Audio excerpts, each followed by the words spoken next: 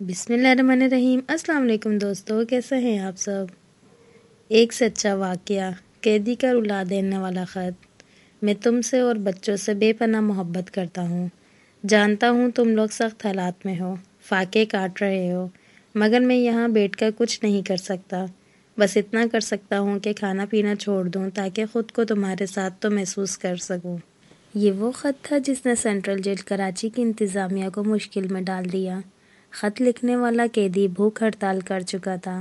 انتظامیہ کوشش کے باوجود بھوک ہڑتال ختم نہ کرا سکی تو اعلیٰ حکام کو مطلع کیا، جس کے بعد اس معاملے کی انکوائری ایک نوجوان پولیس آفیسر کے پاس آ گئی۔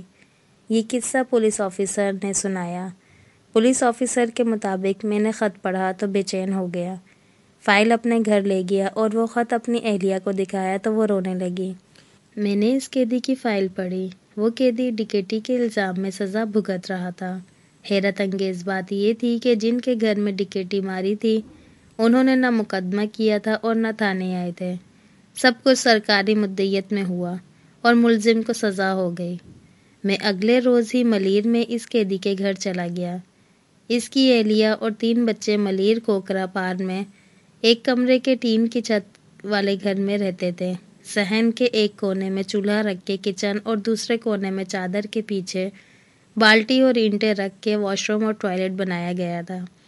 میں نے قیدی کی اہلیہ سے تفصیلات پوچھی تو کہنے لگی کہ وہ گدھا گاڑی چلاتا تھا۔ کراچی کے خراب حالات کے دوران فائرنگ سے اس کا گدھا مر گیا۔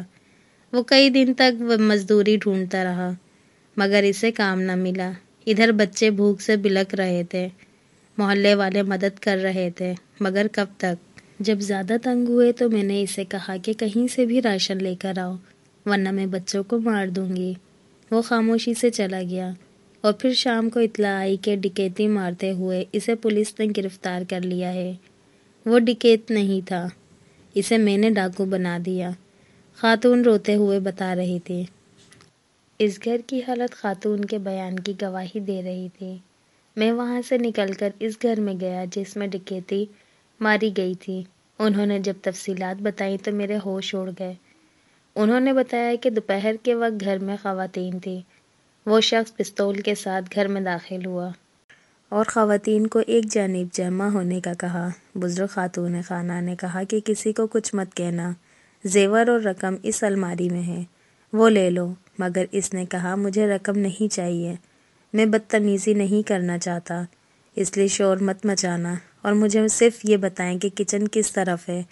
خاتون خانہ کا کہنا تھا کہ انہوں نے حیرانی اور پریشانی سے اسے کچن بتایا۔ وہ شخص کچن میں گیا، ہم سے ایک چادر لی اور کچن میں موجود راشن چادر میں جمع کر کے روانہ ہو گیا۔ جاتے ہوئے ہم سے معذرت بھی کر کے گیا۔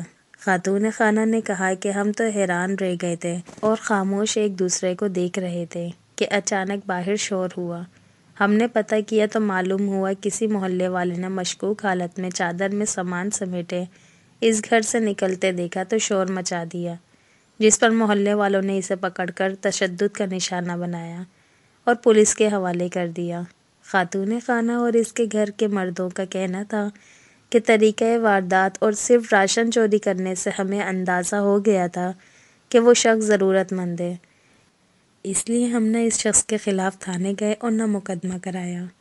میں نے متعلقہ تھانے کے ایس ایچ او کو بلایا تو اس نے بتایا کہ محلے والے پکڑ کر لائے تھے۔ اس نے اعتراف بھی کیا کہ ڈاکہ مارا ہے اور اس کے پاس سے جو پستول برآمد ہوا وہ نکلی تھا۔ مقدمہ کرانے کوئی نہیں آیا تھا تو ہم نے سرکاری مدیریت میں مقدمہ عدالت میں پیش کیا اور عدالت نے سزا دے دی۔ میں نے انکوائری رپورٹ تیار کی، ساتھ ہی اس گھرانے کے افراد کے بیان لگائے جن کے گھر ڈکیتی ہوئی تھی اور تفصیل اعلیٰ حکام کو بھیج دی۔ مقدمہ عدالت میں دوبارہ چلا۔ اس شخص کو چند دن میں ہی ضمانت اور کچھ عرصے بعد رہائی مل گئی۔ وہ شخص رہا ہوا تو میں نے اسے کہا کہ آئندہ ایسی حرکت مت کرنا اور اسے کچھ رقم دینے کی کوشش کی تو اس نے رقم لینے سے انکار کر دیا اور کہنے لگا کہ مجھے کہیں مزدوری دلوا دیں۔ اب وہ شخص اپنے گھر کے قریبی پولیس چیک پوسٹ پر سیولین ملازم ہے۔ یہ ہڑتالیں اور لاک ڈاؤن کتنے گھر اجاڑتے ہیں، کتنے گھروں میں فاقے کراتے ہیں اور کتنے ڈاکو پیدا کرتے ہیں۔ اس کا اندازہ بے حس حکمران لگا سکتے ہیں اور نہ ہمارا عدالتی نظام۔ تو دوستو آپ کو ویڈیو کیسی لگی لازمی بتائیے گا، جنہیں پسند آئی ہو پلیز لائک لازمی کریے گا، اور جو میرے چینل پہ نیو ہیں پلیز سبسکرائب کیے بنا نہ جائیے گا۔ انشاءاللہ پھر ملتے ہیں نیکسٹ ویڈیو میں، تب تک کے لیے اللہ حافظ۔